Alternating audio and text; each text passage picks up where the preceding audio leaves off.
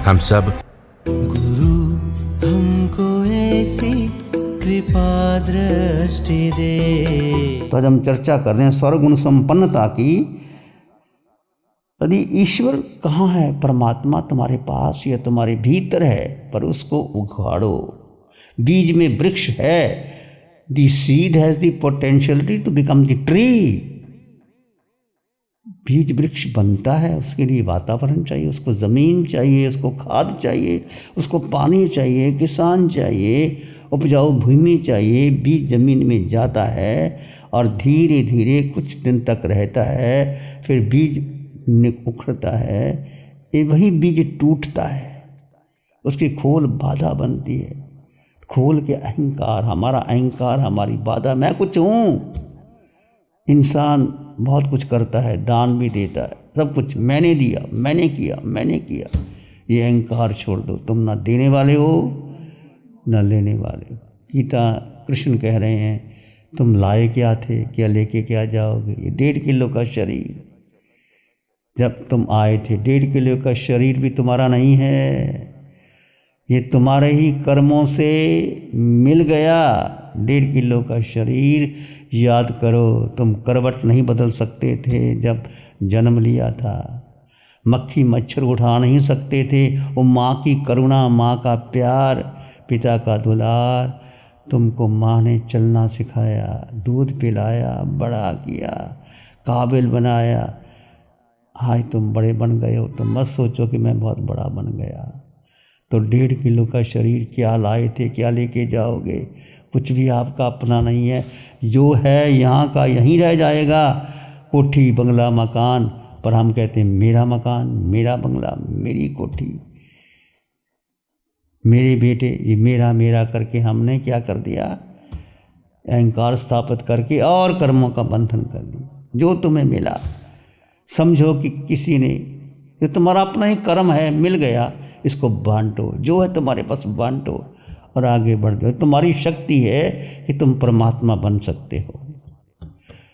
बीज वृक्ष बन सकता है। एक बीज, एक आम का बीज डाल दो ज़मीन में, जब वो समय आएगा 3 साल 4 साल के बाद हज़ारों आम पैदा हो जाएं। एक बीज। एक बट का वृक्ष डाल दो। बट के वृक्ष को देखो, जंगल में कितना बड़ा विस्तार ले लेता है, और बट का बीज कितना छोटा होता है, कितना छोटा होता है, कितना बड़ा विस्तार लेता है। एक बीज में कितनी शक्ति। उस बीज को तोड़ो, दिखाई देता है? नहीं दिखाई देता। एक नारियल देखो, जगह जगह लगे हुए हैं। तुम नारियल का पानी पीते हो, नारियल कितना काम आता है। उसकी गिरी काम आती है, सूखा नारियल काम आता है, शीरी फल है। और वो नारियल को पहले डाला जाता है, उसको धीरे धीरे पकता है, आगे बढ़ता है, वृक्ष बनता है। एक नारियल के कितने नारियल, 100 200 500 नारियल हो जाती है। ये मैं कह रहा हूँ, शक्ति किसमें? और नारियल में भी आत्मा, बीज में जो चेतना है उसकी शक्ति है। चेतना ना हो तो डाल दो, ऐसे कुछ नहीं हो सकता। तो मुख्यतः है आत्मा, और आत्मा में परमात्मा बनने की शक्ति है। तो परमात्मा कौन बने? यदि हम भी परमात्मा बन सकते हैं। हमने देखा अंतःकरण सूत्र के अंदर कितनी आत्माएं कैसे शुद्ध बुद्ध और मुक्त हो गई। 90 आत्माएं सिद्ध बुद्ध और मुक्त, छोटे से छोटे और बड़े से बड़े। सबसे छोटे कौन थे? अति मुक्त कुमार। और गस्व कुमार कैसे दीक्षा ली है, कैसा कोमल शरीर, और कैसे भगवान के पास आते हैं। ना कोई अंग, बस एक ही कर्म बाकी था, कैसे तोड़ दिया। वो शक्ति आत्मा में, तुम में है, मुझ में है। उसकी हम चर्चा करेंगे। 4 प्रकार के व्यक्ति होते हैं। कौन कौन से? जो अपने गुण देखते हैं और दूसरों के नहीं देखते। 4 प्रकार के व्यक्ति, जो अपने गुण देखते हैं, दूसरों के नहीं देखते। जो अपने भी गुण देखते हैं, दूसरों के भी गुण देखते हैं। जो केवल दूसरों के गुण देखते हैं, ना अपने देखते हैं ना दूसरों को देखते हैं। कृष्ण के पास दुर्योधन और युधिष्ठिर गए। दुर्योधन कहता है, कृष्ण तुम पांडवों से ज़्यादा प्रेम करते हो। दुर्योधन कहता है, ऐसी बात नहीं, मैं तो सबको समान करता हूँ। तुम्हारा अपना ही लेने का दृष्टिकोण है। तो कृष्ण ने उनको एक कागज़ दे दिया, दुर्योधन को दे दिया और युधिष्ठिर को, जाओ द्वारका नगरी में जाके आओ, देखो कितने सज्जन और कितने दुर्जन हैं। कागज़ दे दिया, कलम पेंसिल दे दी, दुर्योधन को भी दे दिया, युधिष्ठिर को दे दिया। दोनों शाम को आए तो खाली हाथ, कुछ भी नहीं था। कृष्ण ने कहा, क्यों दुर्योधन, तुम्हें कोई सज्जन व्यक्ति? दुर्योधन का था, सज्जन कोई था ही नहीं, मैं जिसमें देखता दुर्गुण, कोई ना कोई दुर्गुण निकालता। दुर्योधन दुर्गुण ही निकालता रहा। युधिष्ठिर से पूछा, कोई दुर्गुण था ही नहीं, सब में सज्जनता ही दिखाई दी, तो मैं क्या लिखता? युधिष्ठिर ने सज्जनता ही देखी और दुर्योधन ने क्या देखा? दुर्गुण ही देखा। तो कृष्ण क्या कर सकते हैं? व्यक्ति की जैसी दृष्टि होती है वैसा बन जाता है। अपनी दृष्टि को बदलो।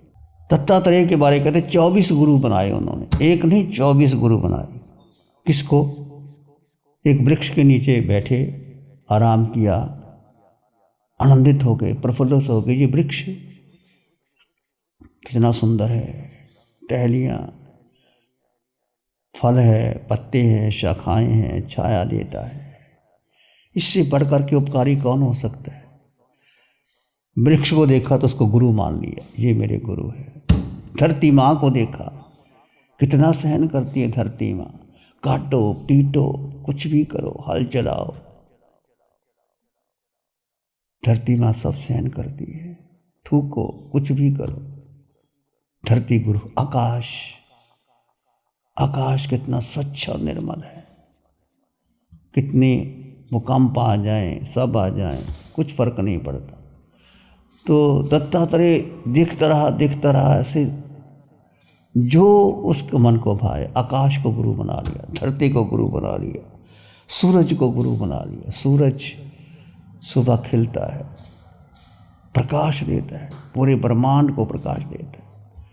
सूरज की प्रकाश ना हो तो धरती में अन्न पैदा ही नहीं हो सकता, कुछ नहीं हो सकता। उसको गुरु बना लिया। चंद्रमा को, चंद्रमा की चांदनी को देखा, पूनम के चांद को देखा, इतना सुंदर निर्मल चांद, इतनी अच्छी चांदनी है, चंद्रमा को गुरु बना लिया। वायु को गुरु बना लिया, वायु कैसे बहती है, निष्कंप बहती है, सब जगह बहती है, वायु को गुरु बना लिया। जल को, जल कैसा तृप्त करता है, अग्नि, नदी में जल है, समुद्र में जल है, सब जगह जल है। जल ना हो तो जीवन कैसे हो सकता है? जल को, समुद्र को, मधुमक्खी को, भंवरा को। मधुमक्खी क्या करती है? फूलों पर जाती है, थोड़ा थोड़ा थोड़ा थोड़ा पराग लेती है और छत्ता बनाती है, शहद बनाती है, और कोई आके शहद ले जाता है। इसलिए मधुमक्खी को गुरु बना लिया, भंवरा को हाथी। ऐसे जिन जिन की विशेषताएं थी, कहते दत्तात्रेय ने 23 गुरु बनाए, 23 गुरु बनाए। तो कहने का अर्थ उसने दृष्टि देखा। यदि आप दृष्टि देखते हो तो बन सकते हो। श्री राम उच्च कोटि के परम पुरुष थे।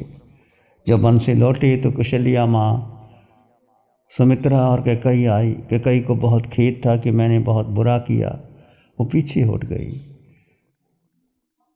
कैकेयी ने, श्री राम ने कहा, माँ तुमने तो मुझे अवसर दिया वन में जाने का, यदि आप अवसर ना देती तो मैं पिता के वचनों को पालन कैसे करता? यदि मैं वन में ना जाता तो लक्ष्मण जैसा भाई मुझे कितना सहयोग दिया, भरत जैसे भाई ने। सीता की पतिव्रता, सीता का कैसे शील का पालन किया। मैं जंगल में गया तो ऋषियों ने मुझे साथ दिया, उनकी वाणी सुनी, उनसे ज्ञान प्राप्त किया। माँ यदि मैं अयोध्या में रह जाता तो मैं कुछ भी प्राप्त नहीं कर सकता। तेरे कारण तो मुझे वन वन में जा कर के ऋषियों की वाणी सुनी, ऋषियों ने बहुत सहयोग दिया और मुझे ऐसी भीलनी मिली जो इतनी सेवा भक्ति से भरपूर थी। हनुमान मिल गए, कितना भक्त, हनुमान जैसा कोई भक्त मिल सकता है। तो श्री राम ने कैकेयी माई को गले से लगाया, नहीं माँ तूने बहुत उपकार किए हैं मेरे ऊपर। तो ये श्री राम की क्या दृष्टि थी? गुण दृष्टि थी। इसलिए आप भी अपने जीवन में क्या देखो? गुण दृष्टि देखो, अवगुण देखो ही ना। और जब भी आप देखोगे आपको गुण भी दिखाई देंगे। अवगुण को अनुगुण कर दो और गुणों को प्राप्त कर लो। भगवान महावीर ने फरमाया, कंठे गुणे जाव शरीरे भेवे। जब तक शरीर जीवन है तब तक गुणों के सद्गुणों की आकांक्षा करते रहो। जीवन में अत्यंत जीवन क्या है? चंचल है। कितना जियोगे? आज के ज़माने में 100 वर्ष कोई मुश्किल से जीते, 90, 80, 70, 65 के बीच में जीवन चला जाता है। कुसगे ओस बिंदी थोबंग चिट्ठी लंबमानी एवं मनियान जीव्यंग समय मंगो बमाए। भगवान कहते हैं कुशा के अग्रभाग पर रखा हुआ जीवन कुशा के अग्रभाग पर जल की बूंद जैसे वो ओस की बूंदें होती हैं, मोती लगते हैं। जैसे ही सूरज निकलता है, हवा चलती है, वो पानी बह जाता है, बूंदें बह जाती हैं। ऐसे ही छोटा सा जीवन है। कहाँ आप रह सकते हो? जीवन के सार्थक को समझो। ये धन, ये कंचन, ये महल, ये माड़ियाँ सब यहाँ की यहाँ रह जाती हैं। कोई साथ जाने वाला नहीं। जाएगा तुम्हारे सत्कर्म, तुम्हारा जीवन जो तुमने जिया है, कैसे जिया है। सद्गुण आत्मा के साथ यात्रा करते हैं। सच्ची संपदा सद्गुणों की है। बाकी जो भी कुछ मुनि प्राप्त करते हैं यही रह सकते हैं। आगमों में सर्वगुण संपन्नता के 4 चरण कहे गए हैं। अनंत ज्ञान, अनंत दर्शन, क्षायक समकत और यथा क्या चरित्र। इन 4 गुणों से आपको सर्वगुण संपन्नता, सिद्ध गति, मोक्ष की प्राप्ति हो सकती। अनंत ज्ञान, अनंत दर्शन, क्षायक समकित आत्मा का निज गुण है और यथाख्यात चरित्र जब आ जाता है।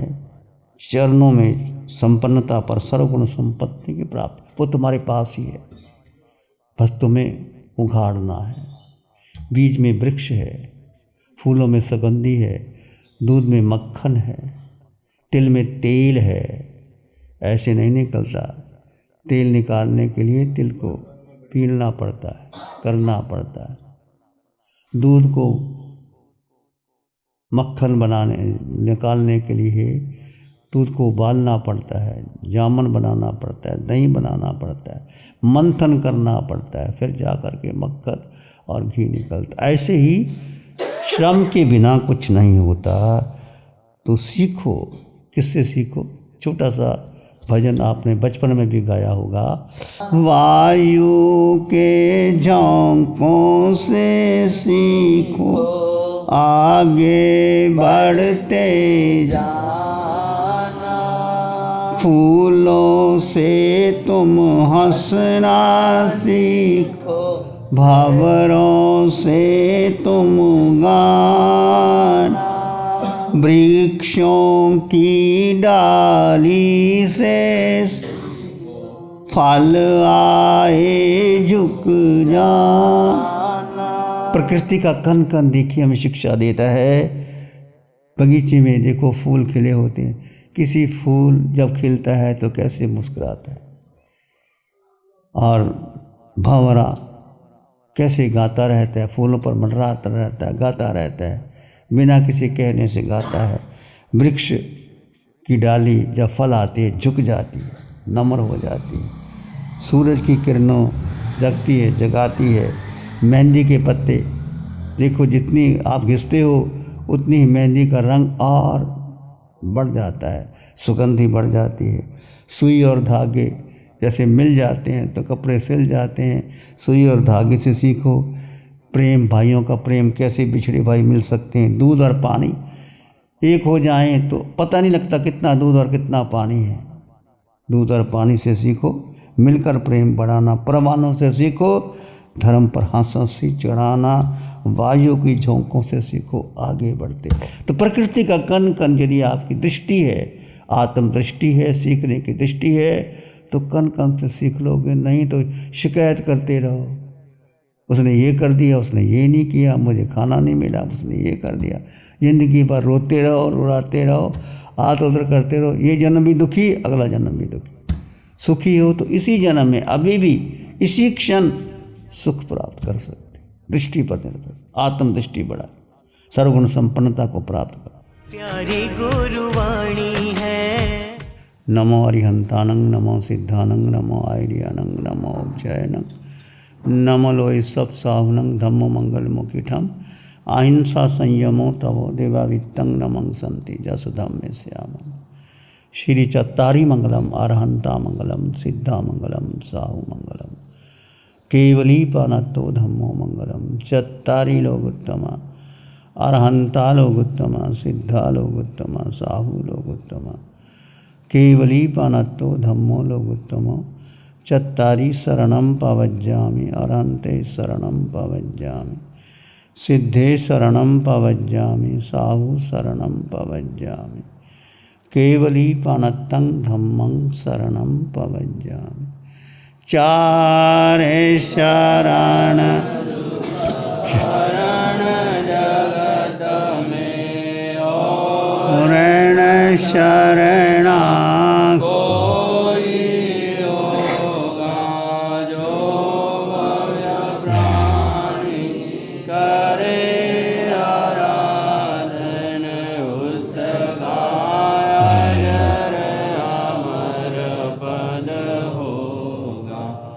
उसका सदाई।